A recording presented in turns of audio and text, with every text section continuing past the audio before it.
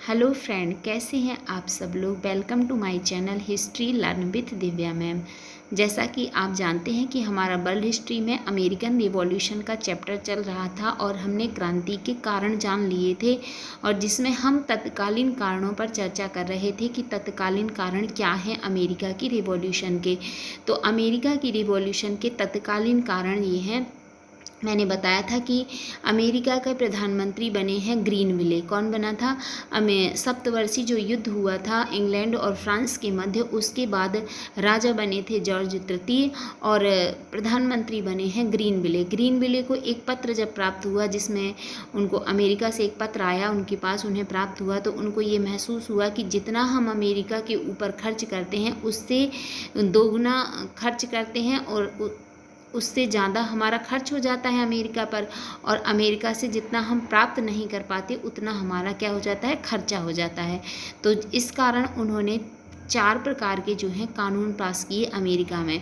America के लिए उन्होंने 4 प्रकार के कानून पास किए, जो कि मतलब कि उनकी आमदनी को बढ़ाने के लिए, अपनी आमदनी को बढ़ाने के लिए। मैंने बताया था कि अमेरिका जो है उनका उपनिवेश है और सप्तवर्षीय युद्ध के दौरान जो है इंग्लैंड पूरी तरह से कर्जे में डूब चुका था। उस कर्जे से उबरने के लिए ग्रीनविले ने क्या किया कि 4 प्रकार के एक्ट जो हैं अमेरिका में लागू किए।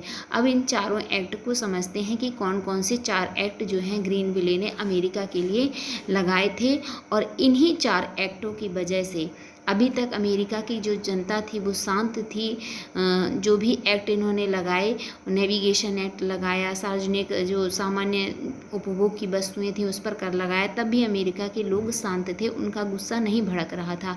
लेकिन इन 4 एक्टों के पश्चात क्या हुआ कि अमेरिका में क्रांति का पूरा कारण बन गया। तो ये 4 एक्ट समझते हैं कौन कौन से हैं। तो पहला एक्ट है शुगर एक्ट। कौन सा एक्ट है? Sugar act.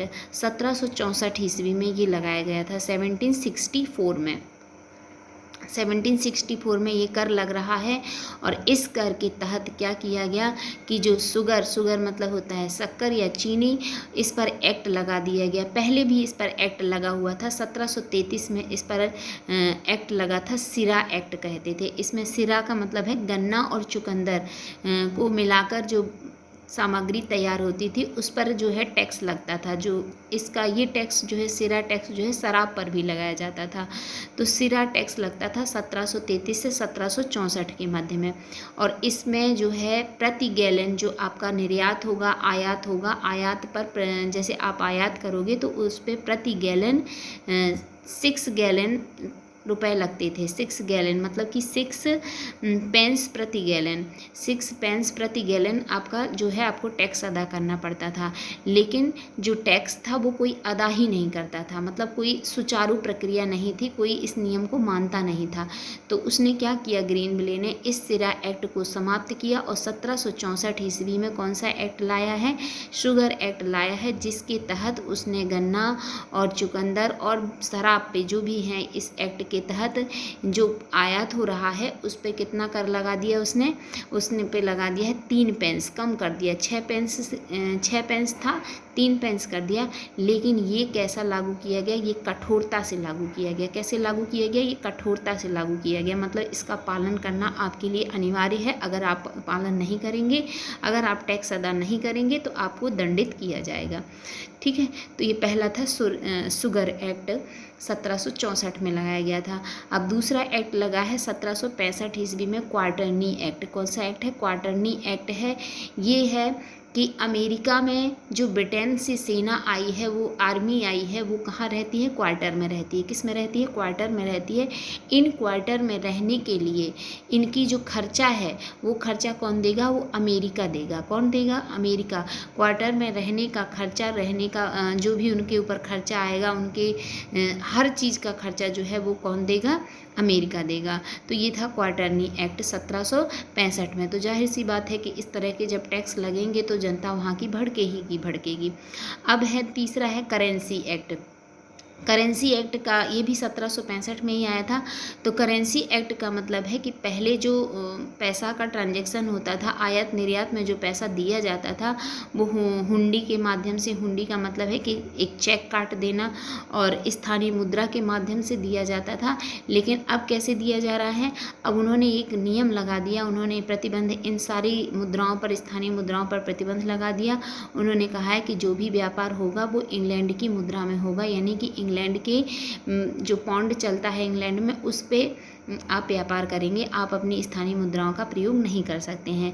अब 3 एक्ट हो गए हैं आपका, एक पहला हो गया है शुगर एक्ट, दूसरा क्वार्टरनी, तीसरा हो गया है आपका करेंसी एक्ट। अब चौथा एक्ट क्या लगाया है, स्टाम्प एक्ट। ये स्टाम्प एक्ट लगते ही जनता पूरी तरह से भड़क गई, क्योंकि ये सबसे ज़्यादा हतोत्साहित करने वाला एक्ट था। ये प्रत्यक्ष रूप से जनता पे लग रहा है। ये 3 के एक्ट जो लगे हैं वो तो अप्रत्यक्ष रूप से कर लग रहे हैं, लेकिन जो ये आपका मैं बताने जा रही हूँ, जो स्टैम्प एक्ट है जो 1765 में लगाया जा रहा है, ये प्रत्यक्ष रूप से कर लगाया जा रहा है। और ये क्या है, ये जैसे अखबार है, जितने भी राजकीय पत्र हैं, जितने भी अखबार हो या कोई भी राजकीय पत्र आपको निकालना है तो उस पर स्टाम्प ड्यूटी लगने लगी थी। क्या लगने लगी थी, स्टाम्प ड्यूटी लगने लगी थी। और ये 2 पेंस से लेकर 6 पाउंड तक होती थी। कितनी होती थी, 2 पेंस से लेकर 6 पाउंड तक होती थी, जिसके कारण वहाँ की जनता अपसेट हो गई और वहाँ की जनता ने विद्रोह कर दिया। और सबसे पहला विद्रोह हुआ है कहाँ पर, वर्जीनिया में हुआ है। ये सबसे पहला विद्रोह कहाँ पर हुआ है, वर्जीनिया में हुआ है। अमेरिका की क्रांति का नारा आपको ध्यान रखना है, अमेरिका की क्रांति का नारा था स्वतंत्रता के पुत्र पुत्रियाँ, यानी कि सन एंड डॉटर ऑफ लिबर्टी। क्या नारा था, सन एंड डॉटर ऑफ लिबर्टी। तो आज हमने इतना ही जाना कि अमेरिका की क्रांति के तत्कालीन कारण क्या थे। ये तत्कालीन कारण आज हमने पढ़ लिए हैं। कल हम बोस्टन टी पार्टी की घटना पढ़ेंगे